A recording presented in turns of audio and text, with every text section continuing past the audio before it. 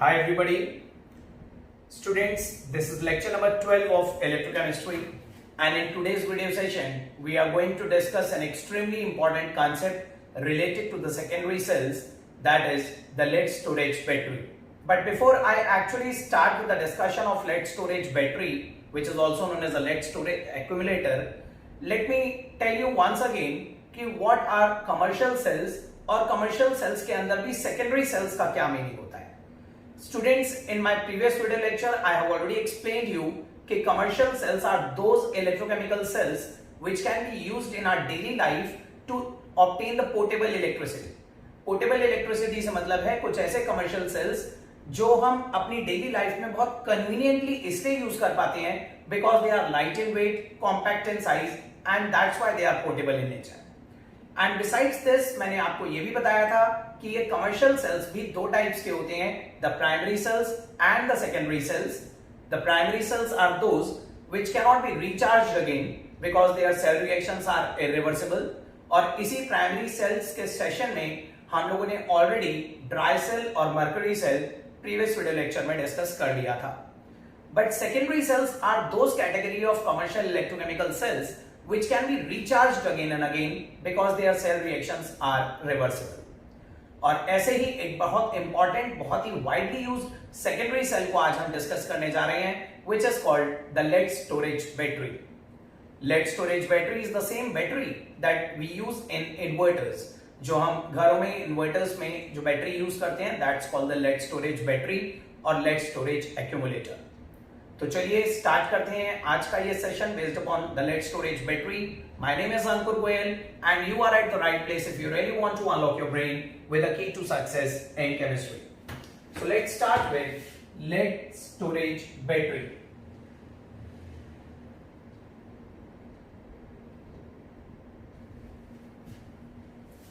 सबसे पहले स्टूडेंट्स, इससे पहले कि हम इसकी वर्किंग डिस्कस करें, let me tell you the specifications of this lead storage battery along with its rough diagram.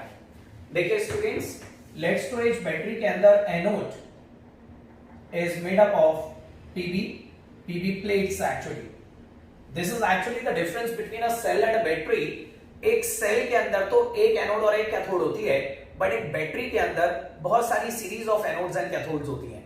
Basically battery is a combination of cells. तो आप इस सेल में भी आप देखेंगे, इनफैक्ट इस बैटरी में भी आप देखेंगे कि हम एक सीरीज ऑफ एनोड्स और सीरीज ऑफ कैथोड यूज करेंगे. So that's why I am saying that anode is made up of lead plates, cathode is made up of PbO2 plates, and electrolyte is 38% H2SO4 solution.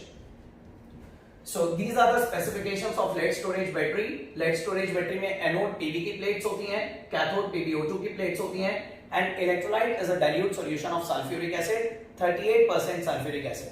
It implies कि it contains 62% of water in it. अब देखिए students, सबसे पहले हम इसका एक rough representation, एक diagrammatic representation observe करेंगे, and after that we will write the reactions of this particular cell.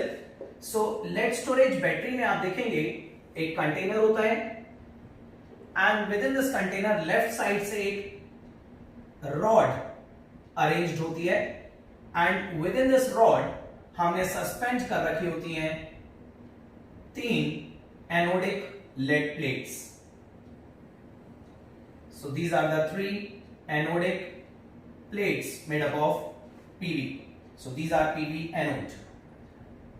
Anode is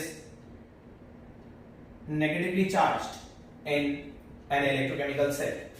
Similarly, एक और रॉड अरेंज्ड है यहाँ पे राइट साइड से, जिसपे हमने ऑल्टरनेटिवली 3 कैथोडिक प्लेट्स सस्पेंड कर रखी. सो कैथोडिक प्लेट्स को हम शेड कर देते हैं सो दैट ये इजीली आइडेंटिफाई करी जा सके.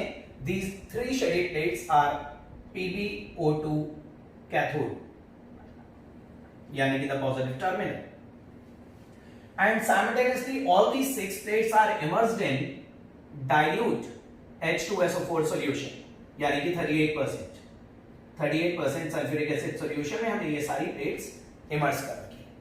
सो this is a very rough representation. इतना रिप्रेजेंटेशन सफिशिएंट है हमें इस सेल के रिएक्शंस को समझने के लिए. So let's start with the reactions of lead storage battery. ये याद रखिएगा, जब भी हम किसी सेल के रिएक्शंस लिखते हैं तो सबसे पहले रिएक्शंस एनोड पे लिखे जाते हैं, बिकॉज एनोड इलेक्ट्रॉन्स को लूज करेगा तभी कैथोड उन इलेक्ट्रॉन्स को गेन कर पाएगा. सो देखिए, एट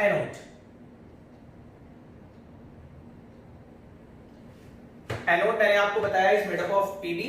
तो एनोड पे सबसे पहले ये रिएक्शन होगा, PB solid will lose electrons to form Pb2 positive aqueous plus 2 electrons. But at the same time, anode पे यहाँ पे एक और रिएक्शन होगा.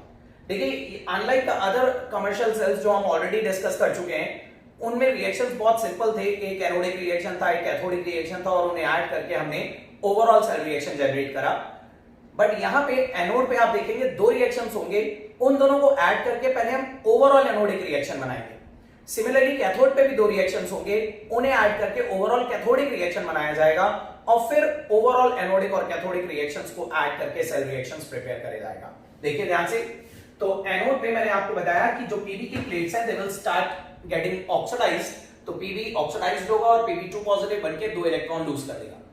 पीबी से पीबी2 पॉजिटिव बनने का मतलब है कि ये प्लेट्स डिकंपोज होना स्टार्ट कर देगी और इनमें से पीबी2 पॉजिटिव आयंस बनके सॉल्यूशन में आने लगेंगे. अब जैसे ये Pb2 पॉजिटिव आयन सॉल्यूशन में आएंगे तो they will react with the sulphate ions present in electrolyte.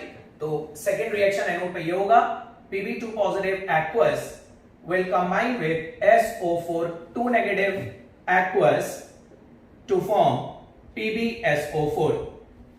तो अगर हम इन दोनों रिएक्शंस को ऐड कर दें तो we will obtain the net anodic reaction.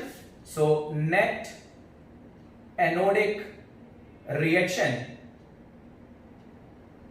will be, देखिए Pb2 पॉजिटिव से स्टूडेंट्स Pb2 पॉजिटिव कैंसिल हो जाएगा, और रिमेनिंग रिएक्शंस को अगर हम ऐड करेंगे तो Pb solid plus SO4 2 negative aqueous will give PbSO4 plus 2 electrons. Let this be equation number 1, the overall anodic reaction. Similarly देखते हैं अब कैथोड पे क्या रिएक्शन होता है. एनोड की तरह कैथोड पे भी यहाँ पे दो रिएक्शंस होंगे.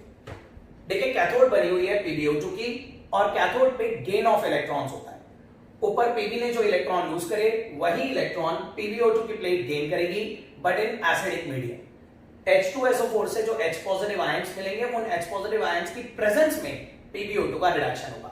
देखिए, PbO2 solid plus 2 electrons plus 4H positive, ये 4H पॉजिटिव H2SO4 से मिल रहे हैं. This will form Pb2 positive aqueous plus 2H2. So this is one of the reaction of cathode. अब कैथोड पे भी एनोड की तरह दूसरा रिएक्शन वही होगा कि जैसे ये Pb2 पॉजिटिव बनेगा, this will react with SO4 2 negative to form PbSO4. So Pb2 positive aqueous will react with SO4 2 negative to form PbSO4. तो यहां पे भी अगर हम इन दोनों को ऐड करें तो ओवरऑल कैथोडिक रिएक्शन आ जाएगा हमारा. So net cathodic reaction will be, आप देखिए आपकी बार अगेन Pb2 पॉजिटिव से Pb2 पॉजिटिव कैंसिल हो रहा है, और बाकी सारी चीजों को ऐड करेंगे अगर हम, तो हमें मिलेगा PbO2 solid plus SO4 2 negative plus 4H positive plus 2 electrons gives, ये मैं नीचे लिख देता हूं, PbSO4 plus 2H2O, and this is equation number 2. So students, this is the net anodic reaction, this is the net cathodic reaction. अगर हम overall cell reaction लिखना चाहते हैं तो हम एनोडिक और कैथोडिक रिएक्शंस को ऐड कर देंगे. So the net cell reaction, net cell reaction will become, देखिए इसे और इसे ऐड करते हैं, सो Pb solid plus PbO2 solid plus, अब ध्यान से देखिए स्टूडेंट्स, एक SO4 ये है, एक SO4 ये है, तो कलेक्टिवली 2 SO4 हो गए, और 4 H पॉजिटिव ये भी रिएक्टेंट की साइड पे हैं, तो 2 SO4 2 नेगेटिव आयंस और 4 H पॉजिटिव आयंस को कलेक्टिवली कंबाइन करके we can write it as 2H2SO4. This will give, एक डबल साइडेड एरो बनेगा, दिस विल गिव एक PbSO4 ये है, एक PbSO4 ये है, 2 PbSO4 plus 2H2. So this is the net cell reaction. और मैंने आपको बताया क्योंकि ये एक सेकेंडरी सेल है, ये रिचार्ज करा जा सकता है, so that's why this overall cell reaction is reversible in nature. ये याद रखिए स्टूडेंट्स, इन्वर्टर में जो बैटरी यूज होती है वो यही बैटरी होती है. आपको पता है जब लाइट नहीं होती, इलेक्ट्रिसिटी चली जाती है, तो हम इन्वर्टर के थ्रू इलेक्ट्रिसिटी ऑब्टेन करते हैं और उस वक्त यही रिएक्शन फॉरवर्ड डायरेक्शन में जा रहा होता है. और जब ये रिएक्शन फॉरवर्ड डायरेक्शन में जा रहा होता है तो बैटरी हमारी डिस्चार्ज हो रही होती है.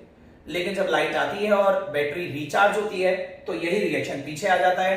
तो फॉरवर्ड रिएक्शन डिस्चार्जिंग को रिप्रेजेंट कर रहा है और बैकवर्ड रिएक्शन रिचार्जिंग को रिप्रेजेंट कर रहा है. Forward is discharging and backward reaction is recharging. So students, these are the reactions. This is the working of the lead storage battery. अब besides this working, एक conceptual question आप लोगों को lead storage battery से related याद रखना है.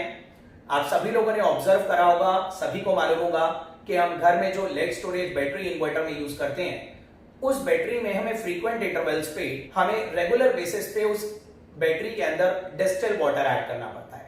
So what's the need of adding that water? देखिए स्टूडेंट्स, मैंने आपको बताया कि हम बैटरी के अंदर 38% सल्फ्यूरिक एसिड सॉल्यूशन यूज करते हैं. This is the dilute solution of sulphuric acid. It implies remaining 62% उसके अंदर वाटर होता है. But the limitation is that कि जब ये बैटरी रिचार्ज होती है, रिचार्जिंग के टाइम पे आपको पता है हम इसके अंदर इलेक्ट्रिसिटी देते हैं और इलेक्ट्रिसिटी देने की वजह से ये रिएक्शन रिवर्ट होता है. ये हमेशा याद रखिएगा कि कोई भी सेकेंडरी सेल जो होता है वो डिस्चार्जिंग के टाइम पे इलेक्ट्रोकेमिकल बिहेव करता है, क्योंकि डिस्चार्जिंग के टाइम पे उसमें एक केमिकल रिएक्शन हो रहा है और उससे हमें इलेक्ट्रिसिटी मिल रही है. लेकिन जब वो सेल रिचार्ज होता है तो वो एक तरह से इलेक्ट्रोलाइटिक बन जाता है, क्योंकि रिचार्जिंग के टाइम पे उसके अंदर इलेक्ट्रिसिटी दी जा रही है जिसकी वजह से उसका केमिकल रिएक्शन रिवर्ट हो रहा है. तो ये याद रखिएगा, जब ये बैटरी रिचार्ज होती है, इसके अंदर इलेक्ट्रिसिटी जाती है, तो as a result of that input of electricity इसके अंदर जो वाटर प्रेजेंट होता है उसका भी इलेक्ट्रोलिसिस होता है.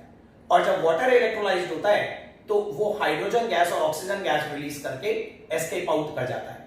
सो ये याद रखिएगा, the limitation is that recharging के टाइम पे इसके अंदर वाटर का इलेक्ट्रोलिसिस होता है, जिसकी वजह से वाटर हाइड्रोजन और ऑक्सीजन की फॉर्म में लॉस्ट होता रहता है. And this loss of water due to the electrolysis of water is known as gassing. इस प्रोसेस को गैसिंग ऑफ वाटर कहा जाता है. गैसिंग ऑफ वाटर का मतलब है कि वाटर का इलेक्ट्रोलिसिस होना और उसका ऑक्सीजन और हाइड्रोजन की फॉर्म में लॉस्ट होते जाना, जिसकी वजह से ये सॉल्यूशन कंसंट्रेट होती चली जाएगी.